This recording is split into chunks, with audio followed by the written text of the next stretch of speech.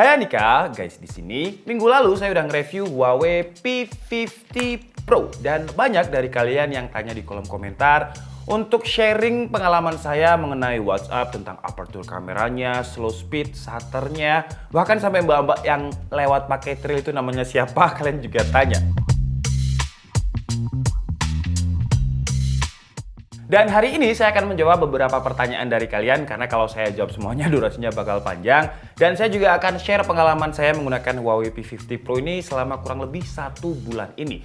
Cuman kalau kalian belum lihat reviewnya, kalian bisa cek dulu videonya biar nggak ketinggalan ya. Untuk linknya nanti akan saya taruh di kolom deskripsi. Pertama, saya bakal jawabin pertanyaan seputar kamera Huawei P50 Pro dulu. Dan banyak dari kalian yang request untuk dikomparasikan dengan Samsung Galaxy S21 dan juga iPhone 13 Pro Max. Sayangnya, untuk Samsung S21 saya nggak punya barangnya, tapi kalau untuk iPhone 13 Pro Max, saya ada.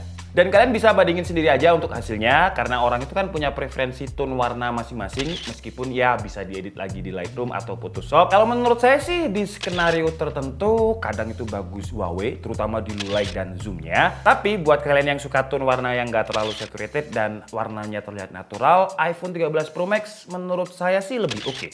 Cuman sekali lagi untuk preferensi gambar itu kembali ke masing-masing, karena ya selera orang masing-masing.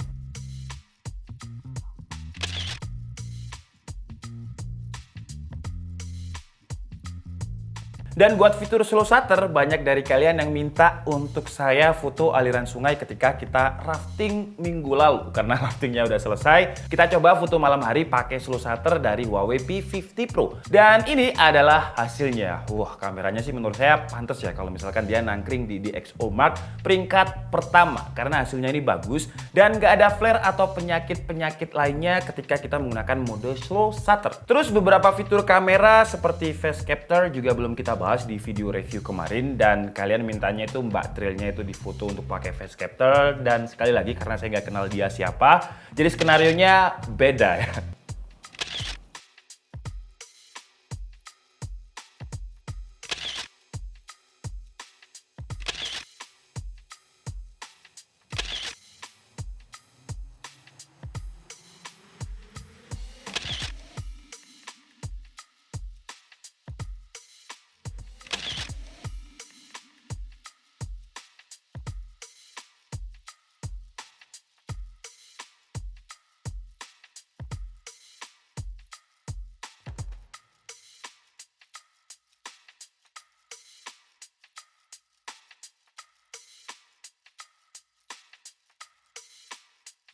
Oke, 4K 60 fps.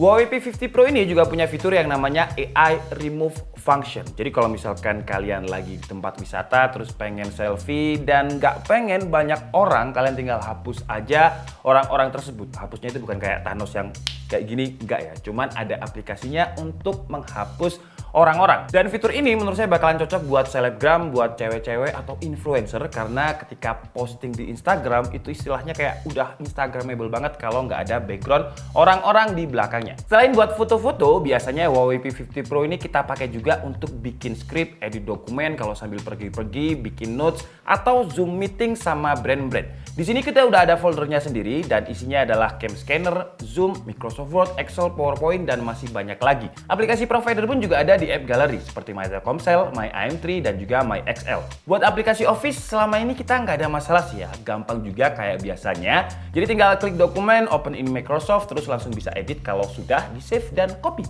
Terus di kolom komentar juga banyak yang tanya bisa pakai WhatsApp nggak? Ribet nggak installnya? Enggak sih ya, karena bloatware-nya ini udah ada aplikasi yang namanya Dual Space yang ada WhatsApp-nya juga. Cuman kalau misalkan kalian nggak pengen pakai Dual Space, kalian tinggal masuk aja ke App Gallery, cari WhatsApp, dan nanti akan muncul WhatsApp. Terus download di official websitenya WhatsApp. Selama kita pakai WhatsApp di Huawei P50 Pro ini sih nggak ada masalah sih ya, lancar-lancar aja. Mungkin buat kalian yang pernah pakai WhatsApp di Huawei, kalian juga bisa share pengalaman kalian di kolom komentar. Kemarin juga banyak yang tanya kok bisa main game Genshin Impact, downloadnya di mana?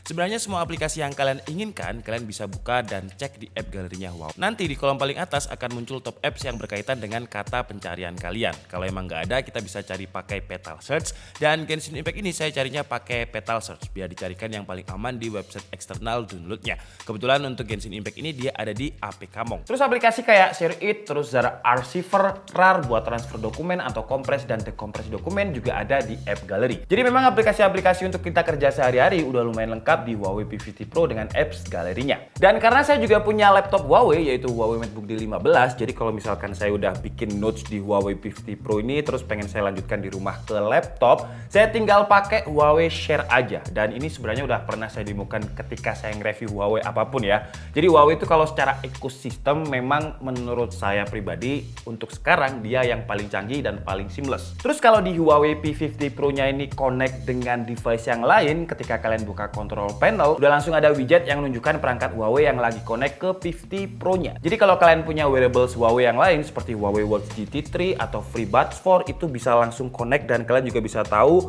baterainya tinggal berapa di Huawei P50 Pro. Pertanyaan terakhir, dan ini pertanyaan yang saya lihat paling banyak untuk Huawei P50 Pro ini, OS-nya dia pakai apa? Jadi memang untuk region Indonesia dia nggak pakai Huawei Harmony OS. Untuk OS bawaannya dia pakai MUI 12, tapi secara tampilan ya sebenarnya sama sih ya. Fitur-fitur Harmony OS juga ada di MUI 12 seperti widget, lalu super device yang kalau di MUI 12 itu namanya bukan super device tapi namanya adalah device plus. Oke lah, jadi mungkin cukup segitu aja video pengalaman saya selama kurang lebih 1 bulan menggunakan Huawei P50 Pro ini dan juga menjawab pertanyaan-pertanyaan kalian di kolom komentar. Dan pengalaman saya pakai Huawei P50 Pro ini, saya sekarang jadi lebih suka foto-foto. Dikit-dikit foto, ada makanan apa foto, ada momen apa foto, karena memang sesuai dengan tagline-nya Kamera King dan dia juga nangkring di DxOMark peringkat pertama. Pokoknya kalau untuk urusan kamera udah keren banget lah. Dan ketika saya bawa HP ini keluar, banyak teman-teman saya yang tanya, waduh, HP apa itu? Kalau bahasa Indonesia itu HP apa tuh gitu ya. Karena memang desainnya itu eye catchy banget, terutama kamera dan warnanya yang terlihat mewah dan mahal. Terus selama saya pakai sekitar 1 bulan ini, sebenarnya ya saya tuh nggak suka dengan HP yang 8 screen seperti ini. Karena biasanya sering banget saya tuh